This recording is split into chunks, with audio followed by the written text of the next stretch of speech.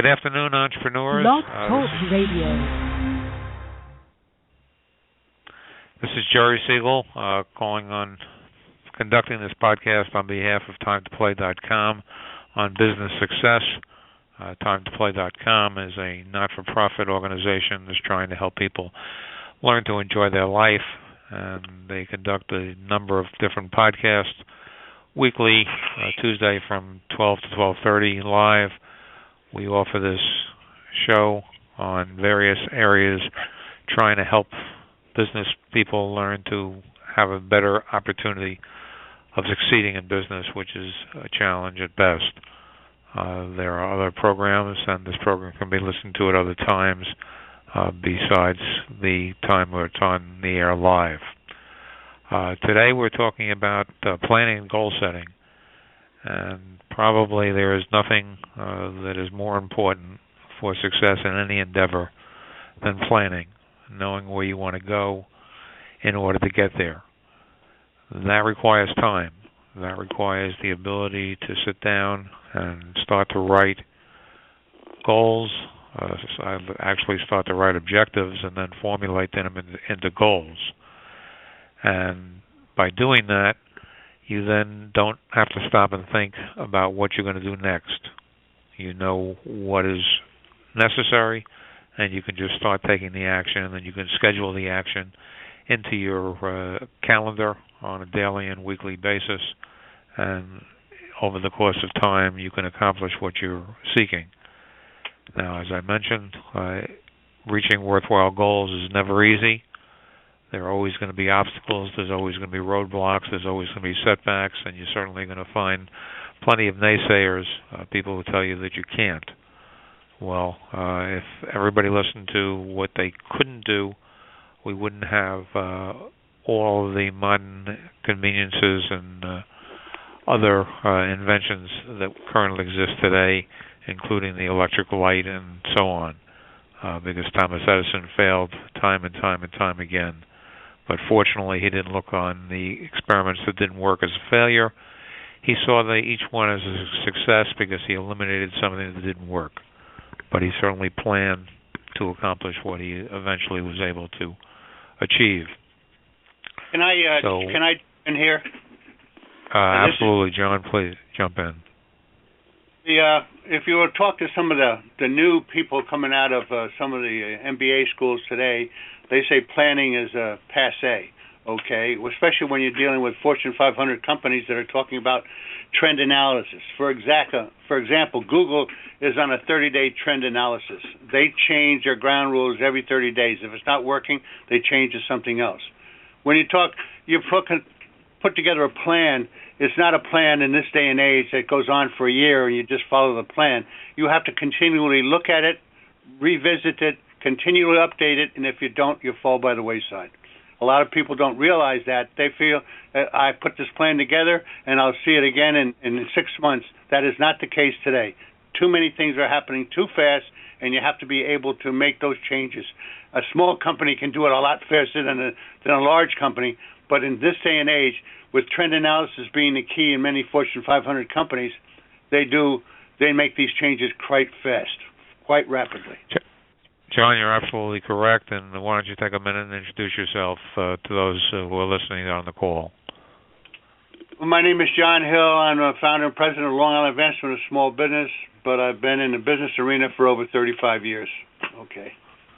And Jerry, you should throw out because I'm sure we have different people that listen every single week, so you should put out what you are and why. You know, the people that are doing this Business Success podcast, anybody that listens, are really benefiting tremendously because the years of experience are amazing. The knowledge is amazing, and I'm grateful to have the participation for this idea of helping people be able to be stronger, have a good work-life balance, and financially stable. So go ahead, Jerry, talk about what you are a little. Well, my business for the past 30 years has been management, coaching, training, and development. However, prior to that, I ran a company of 125 people as CEO, and prior to that, I happened to be a CPA, although I only stayed long enough to become certified in the practice of accountancy.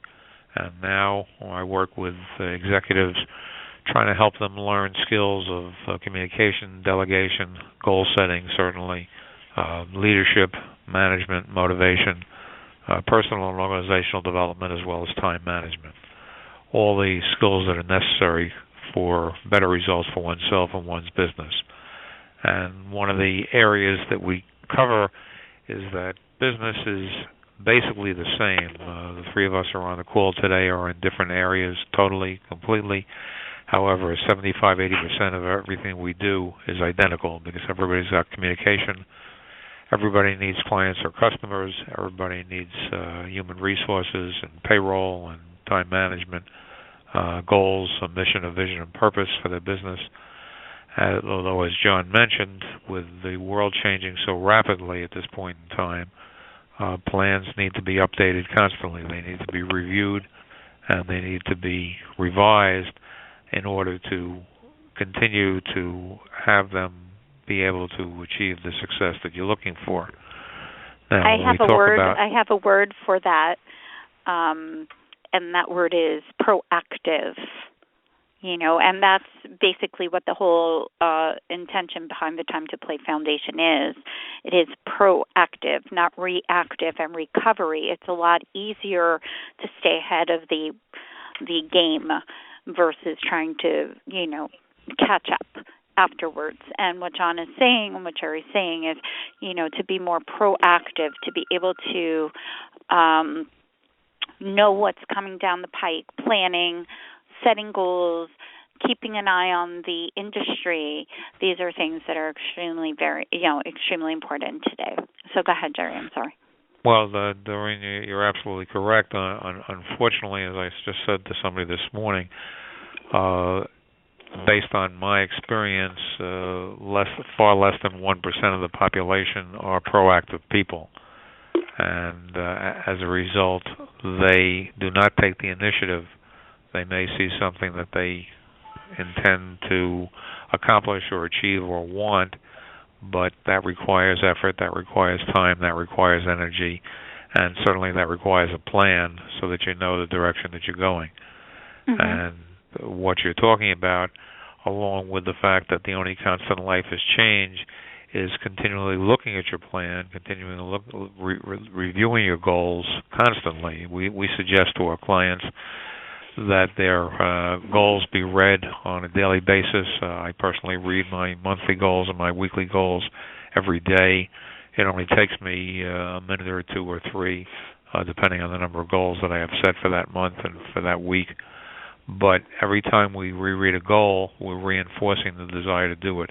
And therefore, we will take the action, even if it is not an action that necessarily is desirable, because many of us who are in the business of trying to build something are also immediately in the business of rejection. And we're going to get negatives, as I mentioned before. We're going to be facing failure. We're going to be facing the people who look at things and say, no, it cannot be done, or no, I do not want that, or no, I'm not interested in that. And what Doreen is trying to do with Time to Play is build an organization that will help people learn that enjoying their life is up to them, and by providing them with various resources that TimeToPlay.com does, such as these podcasts, it's giving them a better opportunity in order to accomplish what they want and achieve what they want. So when we start with planning... I want to bring you back to something, too, that I think that is maybe a little abstract. Goals keep us on track, things that you're wanting. And maybe they're far in the distance or something that you want to see one of these days. But between the two of you, can you kind of just explain what is a goal in general? Like, people might not know. It might be an abstract word. What exactly is it that we're trying to do in the first place then? Surely, Doreen, and in that regard, we try to use the acronym SMART for goals. Goals need to be specific, measurable, attainable, realistic, and tangible, SMART. And one of the places where people become confused is that there's a difference between a goal and an objective, or a goal and an intangible goal, because intangibles are subjective. For example, people will tell me that their goal is to become a better communicator, or their goal is to delegate more, or their goal is to make more money. Those are certainly objectives that people might want to accomplish, but within the framework, they want to come up with something that they can pin their finger on and they can know that they've accomplished or they haven't accomplished. So, for example, in order to become a better communicator, a goal that somebody may set might be to read a book every month on communication, or it might be to take a course in communication. It might be just to spend a half hour a day studying communication. Those would be specific goals that could help them reach the objective of becoming a better communicator. The same thing would be true as far as delegation, as far as organization, or as far as making more money. Instead of the objective of making more money, they want to determine specifically how much money they want to earn during the course of a year, and then break that down. We suggest that you take the annual goal and you break it down into bite-sized pieces. So first break it down into monthly, and then break the month down into weekly, and then break the weekly down into daily. Because since success is very difficult, and reaching a long-range goal is going to take time, and it's going to take a lot of perseverance, a lot of patience, a lot of persistence. By taking the short-term goals, the daily goals, and the weekly goals, it will allow success to breed success, and it will allow somebody to feel good about what they're accomplishing, and it will allow them to recognize that they are accomplishing. And in doing that, they also can see that they're on track. We talk about tracking and feedback and measurement. If you can't measure it, you can't manage it. So therefore, it's important that you do stay up in that regard, and that will also allow you to see that you are moving towards the goal, and that the issues that came up, the problems which could be defined as the difference between a goal and a result, are not leading you away from the goal. But you still are on track, and as long as you continue processing and you continue doing it, you will be able to accomplish it. And to give you an idea as to how difficult it can be and how much time that can be involved, with an organization that I previously was involved with management training, the founder of that organization, an individual by the name of Paul Meyer, instituted what he called his $1 million personal success plan. And what Paul said is if you take $1,000 and double it every year, in 10 years you'll reach $1 million, which is certainly true. However, you get to year 5, you're halfway there in time, and you're only 3.2% towards your goal. Now, there's only 2 reasons for not reaching a goal, and that's not starting and not finishing. But certainly if you're only 3% towards your goal after 5 years, it's a good reason why people don't finish, because they say it's not going to happen. Goals are not reached with an exponentially. Typically, organizations and individuals all of a sudden will double or triple in the course of a short period of time after putting in the tremendous amount of time to build to the point in time where they're able to do that. And that requires frustration. As I said, that requires patience, persistence, and perseverance. Let me throw it open for John and to add some thoughts to that. I would just keep I put that smart thing in my phone just so I look every day. Okay, only because it's so true what you said there. And the problem is that many people set such goals that there's no way they're going to reach them. They have to be realistic, and I think that's so key and critical. And when you look at what you've said, okay, a lot of people are listening, but they're not paying attention. They just yeah, and they're going to do it their way anyway. I can only relate to some of the stories that I've come across, or people have talked to me and tell me, oh yeah, I set goals. Well, are you did you write them down? Oh no, it's all up here. I have them all in my mind. I know exactly what I'm going to do. Well, people don't realize when you put things down on paper, it becomes clearer, and that's the whole idea behind it. it's not that we're trying to make busy work for people. What we're trying to do is be realistic in our approach to how we set our goals. A lot of people don't want to take the time to do it. They come up with some excuses, especially some people today that are new to the business arena. They became consultants. They're good consultants. They're good technicians of what they do, but they still don't know how to run a business. And I've seen that time and time again. What they do is, I have it all up here in my mind. I know exactly what I'm doing, okay? But if you don't document things, if you don't plan, if you don't have a plan, you plan to fail as far as I'm concerned. And I've heard that time and time again. There's no question about that, John. Doreen? Mm-hmm. And this is what we do. We, for the foundation, we at least touch base monthly, and we do have an agenda, and we're pushing towards, and some things get eliminated and some things move forward.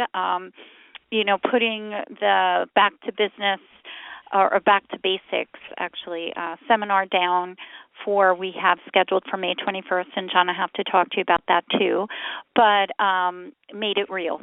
And Jerry knows I've been talking about it for some years, and, it wasn't maybe the right time because we just didn't have the right team. But, when I put this down yesterday, and it was something that we did talk about on the agenda, it became real. And I think that that's an absolute necessity to, you say it, but until you put it, it's not necessarily real.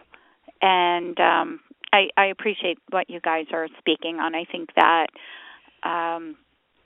it gives us a place to start. It gives us a path, and it keeps us on target. It's an accountability almost also. Jerry reading his goals every single day reminds him of where he needs to go for that day. John saying how we have to be continuously checking is incredibly important in order to stay proactive and current and keep us moving forward, because that's which direction I personally would like to go. So thank you guys. Yes. A lot of people talk about, I mentioned trend analysis, and I should clarify that. Some people don't understand what that is.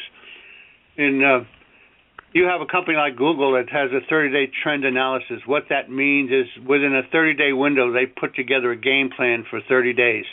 And if the game plan does not work the way they want it to work, or it doesn't achieve the goals and objectives they set, it's canceled and a new game plan is put together.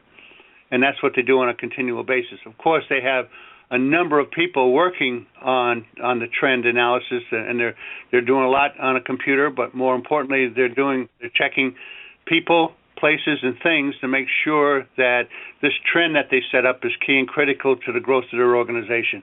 And I think a lot of other companies are doing that too. But it gets frustrating at times too, because when you put like I've been in trade shows for a number of years, and I'm a trade show coach. And when you try to do a trade show, you can't do a trade show in 30 days. It takes you, at least for a real full-blown trade show, it takes you a year to put everything together.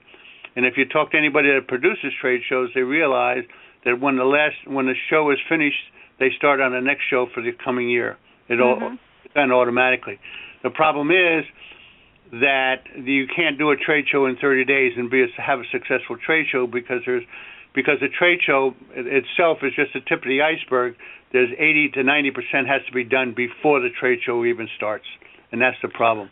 So it's very frustrating when you're dealing with some marketeers and some VPs of sales and VPs of marketing in some major companies, that they try to shorten the length of that, and it's very challenging at times.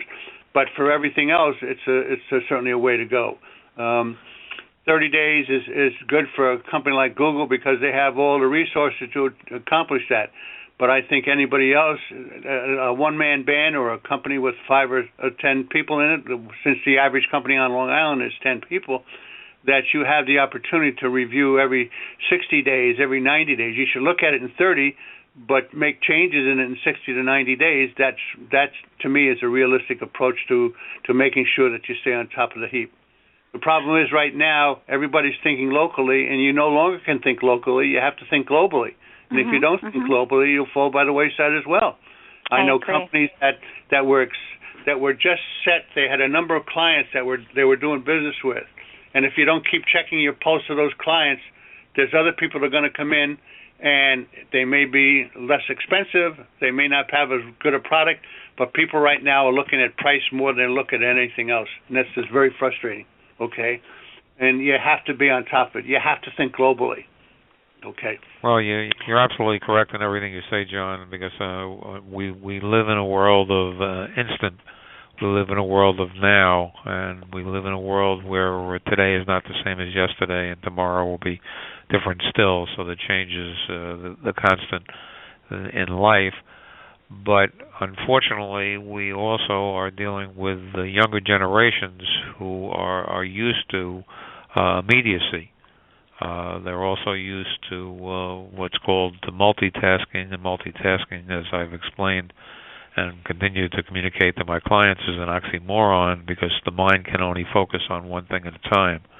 However, this is the way that these people have been conditioned, and this is the way the world is now moving and has moved, which is certainly detrimental because it's impossible to do the two things well at the same time. Yes, you certainly can drive and you can listen to a CD, or you can talk on the telephone, but you certainly are not able to give 100% of your attention to each one of those activities, and unfortunately that can result in tragedy.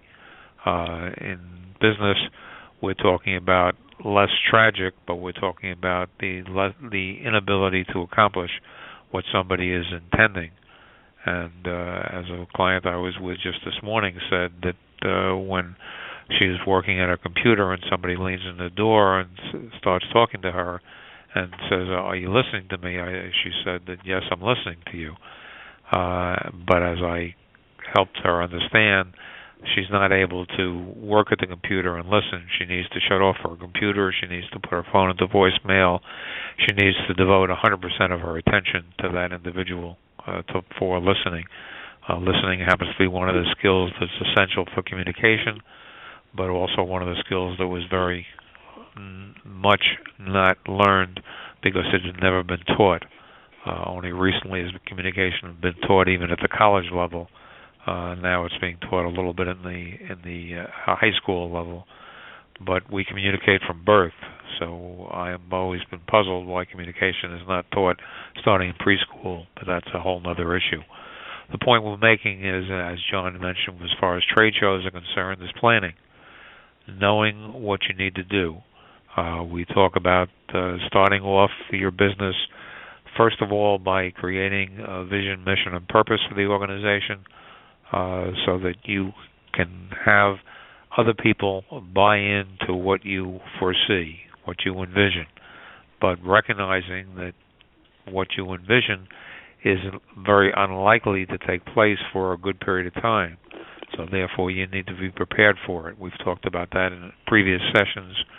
We've talked about the idea that you need to understand that you're going to experience difficulty, you're going to experience challenges, you're going to experience failure, you're going to experience rejection. It has to be part of the process.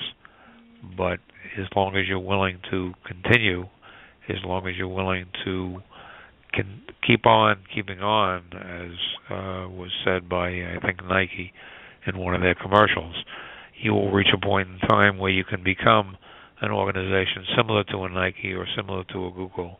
Even though you may be much smaller than their organization, you will be able to have and accomplish success similar to what they've achieved.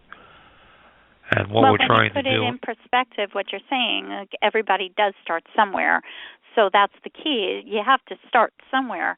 And having these plans, having the mission, vision, purpose of what you're trying to do, keeping yourself on target, knowing what you're trying to achieve. Like Jerry and I have had the discussion even on the foundation. I'll use that again as an example. I have never deviated from the original mission that has been set. The way the organization has evolved has changed, but the intention of what we created in the beginning has stayed the same. And, this is what you need to look at. What are you trying to achieve? That has to be kind of clear first, and always to change. And I did tell a story about a guy who had an air conditioning company in the city in Queens. And their company was established, I think, in 1958, before P.C. Richards, before Home Depot, before the food stores had air conditioners that you could buy for $200, throw it in your shopping cart and go, to your car. And this guy, did not want to change his way of business. He didn't want to change being closed at 5 o'clock at night. He wanted to change up being off on the weekends. You have to work around what your clients are looking for and fill the need for your clients. So when you don't want to modify your business processes, you lose. You go by the wayside. And that's what we're trying to do, is kind of spark an ability for you to think, and that term, think outside the box. It's true. You have to be different. You have to stay ahead of the cutting edge. You have to make decisions, and not necessarily alone. There's a lot of ways and people and things that you can pass by, ideas, and see if you're on a right track. And like John is saying, that's so important. You have to be informed. So that's my addition. Well, and all the points you're making, Doreen, are certainly extremely important and very valuable, because anything that doesn't change becomes extinct. We certainly know that because dinosaurs used to roam the earth, and they were not able to adapt to the changing environment, so therefore they're no longer in existence. And that is no different than anything else. Everything needs to be ever evolving, ever changing, and needs to be looked at constantly. The most damaging phrase that many people use is, "That's the way we've always done it." Well, that's the way we've always done it. May have worked at that point in time, but it's not going to work today or tomorrow or certainly next year, because it's going to be different. The world is different, life is different, and business needs to be different. You look at the organizations that are included in today's Dow Jones Index, or in today's the Fortune 500 companies. They're constantly evolving. They're constantly changing. And organizations that were giants, as I mentioned in the last podcast, A&P, which is about to become extinct, at one point in time had 14,000 retail stores throughout the country. And they will be no longer in existence probably by 2016, or certainly by the latter part of 2016, because they didn't change. And we can go through a litany of organizations that are no more, and now we have the Googles, we have the Yahoos, we have all these new organizations, the Microsofts, the Walmarts, and these are the organizations that are leading the way, as opposed to some of the traditional organizations that previously existed that are no longer in existence. So certainly changing is essential, but planning for the change is even more essential, because then you know the direction you're going. John mentioned writing goals, and we've talked about writing goals in the past. Writing crystallizes thought. Crystallized thought motivates action. Those are not just platitudes, those are statements of fact. And that's one of the reasons why getting it down on paper is far different than keeping it in one's head. Statistics have proven over thousands of years the difference between writing it down and keeping it in your head is dramatic. It's night and day. It's black and white.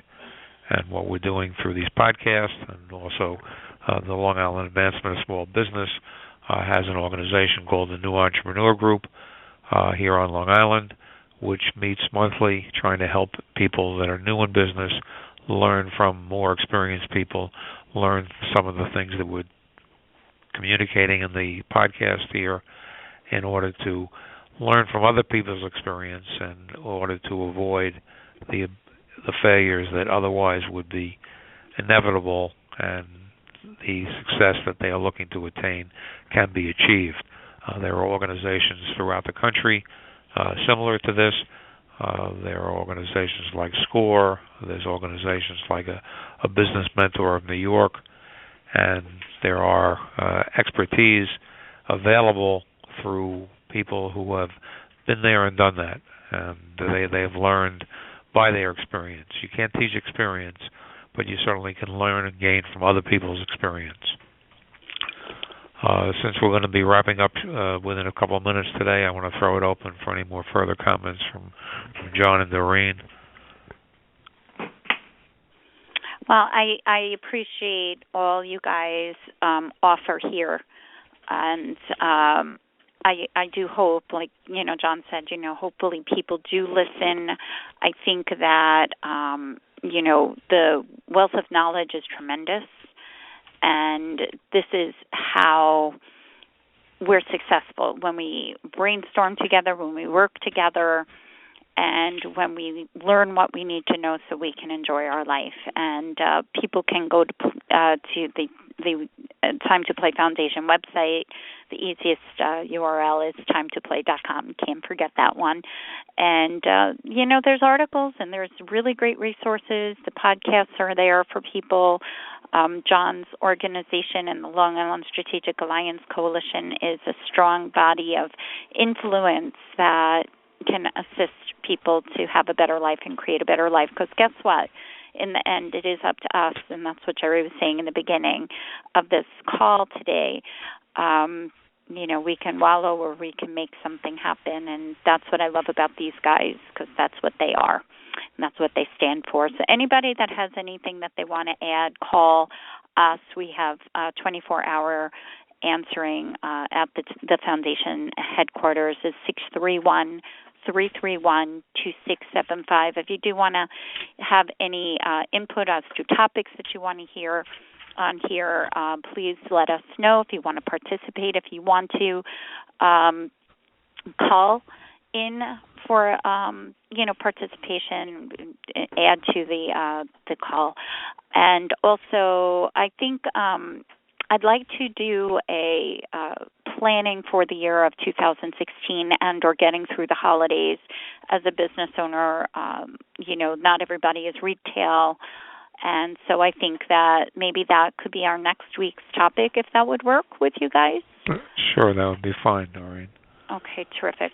So, that's the end of my dissertation for this day. Okay. So, thank you, Jerry. Thank you. Well, go ahead, John. Thank you. I think that the whole idea regarding this is a time of year that a lot of people in business get very depressed because of the holidays, and I say that from experience of dealing with some people in that situation, and I think the idea of having what you should do with your business and so forth. But right now, if I could say one thing regarding people that are doing business, you better follow up with your customers. Let them know that you're alive. Send them out some information, and don't send them.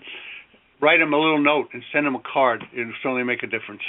Absolutely, great idea, John. And so I hope you'll be around next Tuesday. And any other ideas for starting the year of 2016 off right, because it still gives us a couple of weeks to work on that and. Make us have some good plans for this next couple of weeks. So, and Jerry sent out an email a couple of days back regarding setting goals for 2016. So I think that that's, also a good reminder about what we need to do so we could be successful moving forward as well. So, but thank you both personally for sharing your knowledge, because I know you both get paid a lot of money to do that, and you donate your time here. And, it's for the common good. So thank you for that. Go ahead, Jerry. Well, thank you, Doreen, and thank all those who are listening or are going to be listening to this podcast. Again, everything starts with planning and goal setting.